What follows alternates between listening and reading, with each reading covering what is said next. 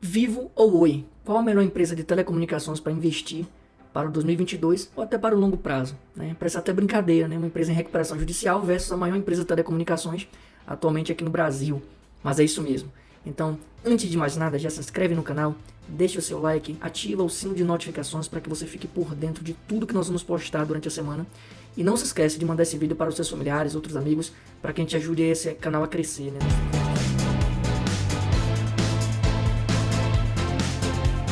Antes de mais nada, eu quero dizer que esse vídeo não é uma recomendação nem de compra e nem de venda.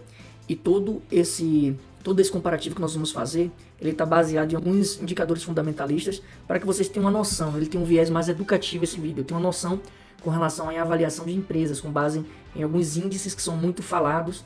E aí você às vezes fica sem entender o que esses índices significam, né? Então vamos aqui à minha tela. Então vamos aqui ao comparativo entre a empresa Oi e a empresa Vivo. Primeiramente aqui nós podemos avaliar aqui que a Oi ela teve uma desvalorização de mais de 65% em 12 meses, enquanto a Vivo ela teve uma variação de 18,39% positivo, ou seja, na contramão do mercado de renda variável. O risco sistêmico aí que tem abalado todo o mercado de renda variável não alcançou a Vivo. Então vamos apagar aqui os números e vamos fazer uma comparação. Se você não assistiu o último vídeo, né, o vídeo da comparação entre a Magazine Luiza e a Via Varejo, já clica no vídeo aí, já assiste ele antes, que esse aqui é uma continuação da nossa série Comparação de Empresas. Então vamos lá. Primeira coisa aqui, o preço da Oi, 55 centavos hoje, enquanto 46,47 seria o preço da Vivo. A priori nós tendemos aqui a pensar, né, um efeito psicológico de que a Oi é uma empresa mais barata do que a Vivo, por conta desse valor. E vamos ver aqui mais para frente que não necessariamente o valor da cotação da ação representa que a empresa está barata ou que a empresa está cara, né? Vamos lá, o primeiro indicador aqui, o Dividend Yield. Nós vamos ver aqui que o Dividend Yield da Oi há muito tempo já é zero, né? É zero por quê? Porque não tem lucro. A Lei 6404 de 76, que é a lei que rege as sociedades anônimas, estabelece que no mínimo 25% do lucro líquido ajustado da empresa deve ser distribuído em forma de dividendos ou juros sobre o capital próprio. Então, se está zerado é porque não tem gerado lucro. Em contrapartida, a Vivo tem gerado 7,7% de dividend yield no ano. Isso quer dizer que 7,7% da cotação da ação está sendo distribuído para remunerar os acionistas da empresa. Então aqui temos 1-0 para Vivo. O PL, que é o preço sobre o lucro. O PL da Oi é um PL negativo, enquanto a da Vivo é um PL de 12,87. Se é o preço sobre o lucro e o lucro da Oi é negativo, então o resultado vai ser um resultado negativo. Em contrapartida aqui, o PL da Vivo, 12,37, quer dizer que ela está sendo negociada por R$ 12,87 para cada real de lucro que ela gera. Isso quer dizer que se a empresa gera R$1 de lucro, eu estou disposto a pagar R$ 12,87 por essa ação. Esse indicador ele pode nos dar um balizamento sobre se a empresa está sendo negociada muito acima do valor de mercado ou não. Então, para isso, você deve, na verdade, comparar esse indicador com empresas do mesmo segmento. Por quê? Se você pegar uma empresa de varejo, por exemplo, pode verificar no nosso último vídeo, a Magazine Luiza já esteve sendo negociada acima de 400. O PL da Magazine Luiza hoje, com toda essa queda de 90%, ainda está sendo negociada a múltiplos de 80, 90, né, o PL dela. Então você tem que comparar empresas do mesmo setor para verificar qual delas está mais esticada em relação ao valor patrimonial dela.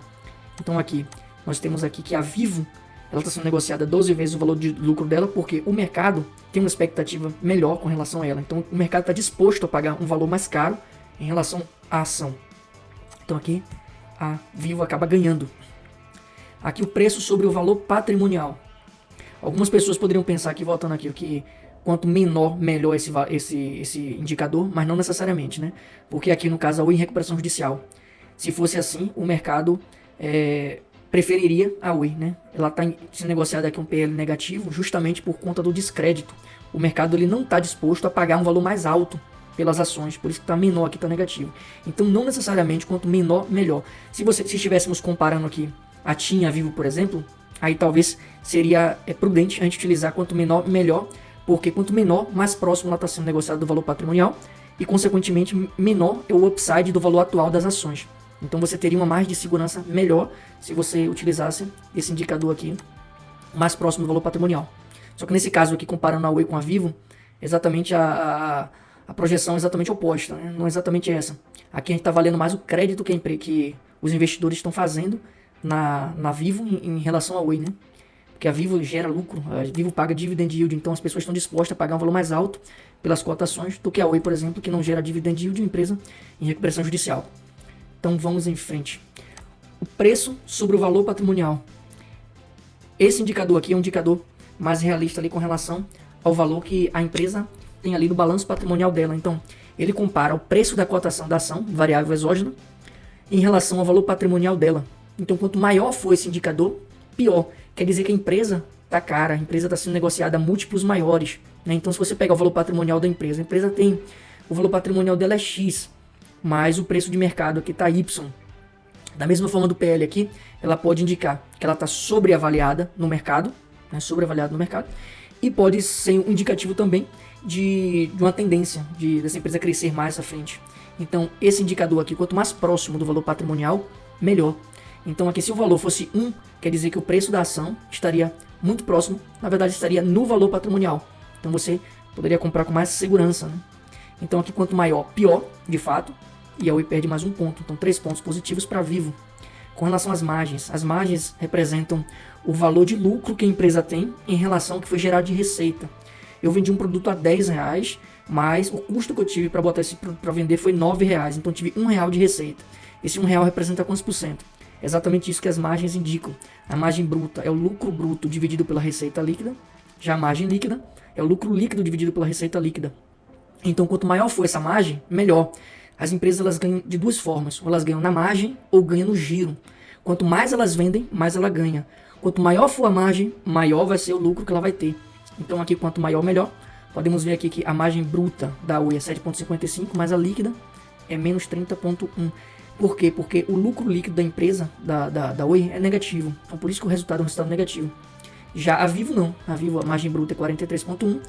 Quando sai do lucro bruto para até chegar ao lucro líquido dividido pela mesma receita líquida, o valor é de 13,59, que é um valor relativamente alto. As margens de empresas de telecomunicações são muito maiores do que as margens de uma empresa de varejo, por exemplo. Por isso enfatizo a necessidade de fazer comparações com empresas do mesmo setor, para não dar um resultado distorcido. Então aqui nesses dois indicadores, a Vivo ganha. Então vamos aqui para a dívida líquida dividida pelo patrimônio líquido da empresa. Quanto maior for esse indicador, quer dizer que maior é a dívida líquida dela em relação ao patrimônio líquido. Né? Então, quanto menor esse indicador, melhor. Quer dizer que a empresa está menos endividada. Você pode ver que a Oi representa um valor extremamente maior do que o da Vivo. Isso representa um endividamento gigante que ela tem. Então aqui a Vivo acaba ganhando mais um ponto também. A liquidez corrente representa o ativo circulante dividido pelo passivo circulante. Aqui quanto maior, melhor. Aqui você vê a Vivo está próximo de 1 e a Oi está aqui 1,65. Pelo menos nesse ponto aqui indica que a Oi ela tem condições de arcar com os compromissos de curto prazo, né? Que são aquelas dívidas de até 12 meses para serem liquidadas. Então nesse caso a Oi ganha nesse indicador. Então nós vemos aqui que é 1 da Vivo e 1 da Oi. 1 da Vivo vai para 6 e 1 da Oi. Então a Oi saiu do zero. Vamos aqui para os indicadores de rentabilidade. Nós temos o ROI, o ROA e o ROIC. Né? O ROI é o Return on Equity, que é o retorno sobre o patrimônio líquido da empresa, aquilo que está registrado lá no balanço patrimonial. Então, quanto maior for esse retorno, melhor. Você vê que aqui é negativo da Oi para os três indicadores. Por quê? Porque não tem retorno, é negativo. O lucro ele é negativo. Né? Na verdade, a Oi tem tido prejuízo, enquanto a Vivo tem aqui um retorno sobre o patrimônio líquido de 8,65. O ROA, que é o Return on Assets, que é o retorno sobre os ativos da empresa, também positivo da Vivo. E o ROIC, que é o retorno sobre todo o aporte de capital feito pelos sócios. E aqui ele inclui também aqueles valores que foram aportados por meio do endividamento. Você tem ali dinheiros que são frutos ali de um financiamento, da emissão de títulos da dívida privada da empresa, né, as debêntures. Então aqui ele considera tudo isso. E nos três indicadores, a Vivo acaba se saindo melhor. Então mais 3 pontos para Vivo, vamos para 9. Com relação a passivo sobre ativo, quanto menor esse valor, melhor. Por quê? Quanto maior, quer dizer que tem mais passivos do que ativos. Né? Passivos da empresa, né, é dividido em dois tipos, os passivos exigíveis e o patrimônio líquido, que também representa um tipo de passivo, né? Um passivo com relação aos sócios que aportaram dinheiro na empresa. Então aqui esse passivo aqui é o passivo exigível, são aquelas dívidas que a empresa tem, as dívidas que a empresa contraiu. Então aqui, se você tem valores muito altos, quer dizer que você tem mais passivos do que ativos. Se tem valores muito baixos, quer dizer que você tem mais ativos do que passivos. Então quanto menor, melhor esse indicador. Então nesse caso, a Vivo acaba ganhando também. Com relação ao giro do ativo, nós temos aqui aquele indicador que nos mostra o quão rápido está sendo a venda, a renovação do fluxo de estoque da empresa, né? Então, esse indicador, ele avalia um período de um ano, né? Um período de um ano, e vê quantas vezes houve a troca, a renovação completa do estoque nesse período. Então, se você tem um giro do ativo igual a 2, por exemplo, quer dizer que no período de um ano, houve a renovação completa e a reposição completa de todos os itens de estoque da empresa. Então, quanto maior, melhor esse indicador. Então, nós temos aqui mais um ponto para a Vivo. Então, a Vivo ganha mais 2 pontos aqui, né? Vai para 11. Agora nós vamos para o CAGR. O CAGR é um indicador que ele faz uma projeção para o futuro com base nos dados do passado, né? Nós podemos utilizar o CAGR aqui das receitas, dos lucros, do EBITDA, né? da margem operacional. Então aqui você pode utilizar o CAGR aqui de vários indicadores e no período de tempo que você quiser. Nós utilizamos aqui 5 anos. Então quanto maior for o CAGR, quer dizer que maior será a expectativa. Então ele olha lá, cresceu em 5 anos tantos por cento e faz uma projeção para os próximos 5 anos, com base nesse histórico de crescimento. E a partir daí, ele faz essa apuração para verificar a tendência de crescimento, né? Um indicativo aqui de tendência. Então podemos ver aqui que o CAGR dos últimos de receita da Oi foi negativo e do lucro é 0. Por que 0? Porque ele pega os últimos anos ali que não houve lucro. Se não houve lucro no passado, ele estima que não haverá lucro no futuro, né? Assim como a Vivo aqui tinha um CAGR de receita 0,71 e de lucro de 8,18 aqui projetando para os próximos 5 anos. Só que esse é um indicador aqui que não vale aqui para o nosso estudo. Por que não vale para o nosso estudo? Porque a Oi é uma empresa em recuperação judicial que não tem gerado lucro há muito tempo, então vai dar um CAGR distorcido principalmente pelo atual cenário da empresa que está prestes a sair da recuperação judicial. Então a empresa que no último balanço que foi publicado já gerou lucro, né? Então revertendo alguns prejuízos que ela teve em períodos anteriores. Então vai dar um valor muito distorcido se considerarmos esse CAGR. É uma empresa que há uma expectativa de crescer aí, de faturar 10 bilhões por ano. Então vai ter que ser feito novas projeções. É uma empresa que está totalmente reformulada, né? Agora vai se concentrar na infraestrutura de fibra, né? Uma empresa de rede neutra. Então não faz sentido considerar esse indicador. Então vamos deixar ele em stand-by. Vamos dar aqui desconsiderar ele. Já esse outro indicador aqui, que é o valor patrimonial por ação, seria o valor que a ação deveria estar sendo negociada com relação ao valor patrimonial que ela tem hoje. Então, mesmo a ação da Oi estando sendo negociada a 55 centavos, ela deveria estar a 16 centavos se considerarmos apenas o valor patrimonial dela, né? Porque aqui é o valor patrimonial dividido pelo número de ações.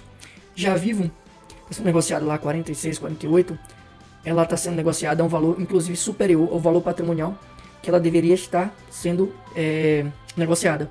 Então ambas estão sendo negociadas acima do valor patrimonial, sim, mas isso representa também a expectativa que o mercado tem sobre a geração de receita, os fluxos de caixas do futuro que ela ainda vai gerar. Então tudo isso dá uma maior segurança no mercado aí para pagar um pouco mais pela ação. Então o mais próximo aqui do valor patrimonial é a Vivo. A Oi aqui, se fosse baixar aqui o valor patrimonial, teria que cair mais, sei lá, uns 70% ainda para chegar nesse valor aqui ainda. Então a Vivo ainda ganha nesse aspecto, né? E aqui o LPA, que é o lucro por ação. Cada ação da Vivo está gerando 3,61 de lucro para o acionista, enquanto a Oi não está gerando nada de lucro. Aqui o valor de mercado da empresa, você vê que a Oi é 3 bilhões e a Vivo 77 bilhões. Mas esse valor aqui representa o valor das ações que estão sendo negociadas hoje, 55 centavos, multiplicado pelo total de ações disponíveis da empresa. Então, obviamente, pelo fato da Oi estar sendo negociada a um valor muito baixo, né, em relação à Vivo, aí, considerando apenas o valor da cotação, então o valor de mercado da Vivo acaba sendo bem superior. Então, vamos considerar somente esses dois indicadores, que são mais 2 pontos para a Oi. A Oi não, para a Vivo, né? Então vai 13 a 1. Então a Vivo acaba ganhando aqui nessa comparação. Lembrando que essa comparação, ela está levando em consideração aspectos aí que utilizam o lucro da empresa, né? Então a empresa em recuperação judicial acaba tendo grande desvantagem nesse comparativo, né? Considera o crescimento da empresa, acaba tendo grandes desvantagens. Então, não necessariamente esses indicadores aqui vão ser decisivos utilizando estritamente eles, né? É interessante fazer uma análise não apenas entre as empresas. O que eu recomendo é o seguinte: faça uma análise com as empresas do setor. Depois que você escolher a melhor empresa dentre as que você escolheu, faça uma análise horizontal. O que é uma análise horizontal? É você avaliar ano a ano os indicadores, para avaliar se houve uma crescente ou uma decrescente. Porque ainda que os indicadores estejam bons, positivos, mas qual o histórico dessa empresa? Ela vem numa onda de crescimento ou vem numa onda de decrescimento? Então, isso é importante para levar em consideração também. Então, vamos voltar aqui minha tela. Antes disso, deixa eu mostrar aqui o site que eu captei essas informações, né, que é o statusinvest.com. Aqui é um exemplo de uma análise horizontal. Você pode escolher a empresa, né? No caso aqui a empresa Oi. E aqui você faz a comparação aqui, ó, 2013, 2014, 2015, 2016 até o período atual. E verificar se houve uma crescente, se houve uma decrescente com relação a todos esses índices. Né? Isso aqui você pode fazer depois que você fizer o comparativo. Aqui também você pode comparar a empresa, comparações. Escolhe as empresas que você quer. Tem que ser sempre empresas do mesmo setor. Vou botar aqui, eu comparar 4 empresas de vez. E aqui você tem as 4 empresas para avaliar um a um desses indicadores que nós falamos, muito mais indicadores aqui. E a partir daí você ficar ciente de qual seria a melhor opção para estar investindo para o curto e para o longo prazo. Vamos aqui à minha tela agora. Outra análise que tem que ser feita também é o upside que a Oi pode ter com a saída da recuperação judicial. Isso no curto prazo. Está sendo negociado um valor muito pequeno, né? E isso acaba fazendo com que muitas pessoas achem que a empresa esteja barata. Mas nós vimos que não necessariamente essa empresa está barata, se for considerar todos os indicadores fundamentalistas dela, né? É claro que nós vimos aqui alguns indicadores, tem muito mais do que isso. Então, se a pessoa acredita que a empresa vai sair da recuperação judicial e vai crescer no curto prazo aí, é muito provável que essa empresa ela pule aí de 55 centavos para R$1, no caso de 1,50 centavos. É muito mais fácil uma empresa sair de 50 centavos para R$1, ou seja, dobrar o seu valor, do que uma empresa sair de R$45 para R$90 naquele prazo. Então, a probabilidade de crescimento no curto prazo após sair da recuperação judicial da Oi acaba sendo maior, né? Inclusive porque a empresa, quando está em recuperação judicial, ela tem várias limitações. Ela tem a limitação aí imposta pela justiça, então ela não tem liberdade para negociar ali, fazer o seu negócio da forma que bem entender, da forma que você quer realmente, alavancar algumas coisas ou desalavancar outras. Então tem algumas barreiras que impedem essa administração mais livre. E tem também os fatores aí de baixa liquidez por conta de alguns impedimentos que a empresa acaba tendo. Os fundos, elas acabam sendo impedidos de ingressar nessas empresas de recuperação judicial. Essas empresas, elas não têm negociação de opções na bolsa, né? Você pode ver que você não vai encontrar opções da Oi. Essas empresas, elas acabam sendo proibidas, elas não podem ser indicadas aí para o índice da Bovespa, né? Então, ela acaba não fazendo parte do índice da Bovespa. Então, as grandes empresas acabam sendo impedidas de investir em empresas em recuperação judicial. Então você tem uma grande barreira aí. Quando a recuperação judicial acabar, essa empresa aí, provavelmente ela vai aumentar muito forte a liquidez dela, com o ingresso de muitos CNPJs, né? Porque hoje a Oi ela é muito mais negociada por CPFs. Então, com o aumento dessa liquidez e com o aumento da expectativa de futuro, né, que a empresa tem se mostrando, no último balanço já mostrou que está gerando lucro, né? Diferentemente dos outros balanços que foram publicados, né, as demonstrações contábeis, né? Então é uma empresa que é possível sim que tem um upside muito grande no curto prazo, só que isso não é uma recomendação de compra da Oi, né? Isso aqui é uma análise que você vai utilizar essa análise como um balizamento para você analisar melhor essas empresas. Então, se você investe na Vivo, investe na Oi, já deixa o comentário aqui embaixo para a gente entender aí basicamente aí qual é o perfil de investidor de vocês, né? Então, até o nosso próximo encontro. Não se esquece de ativar o sininho de notificações para você ficar por dentro do próximo vídeo que nós iremos postar mais à frente, né? Não esquece de encaminhar esse vídeo para outras pessoas que você sabe que investe na Oi, que investe na Vivo, né? Então, não se esquece de mandar esse vídeo para outras pessoas e se inscrever no canal. Vamos dar uma força para esse canal crescer. E nós ficamos por aqui e até o nosso próximo encontro então.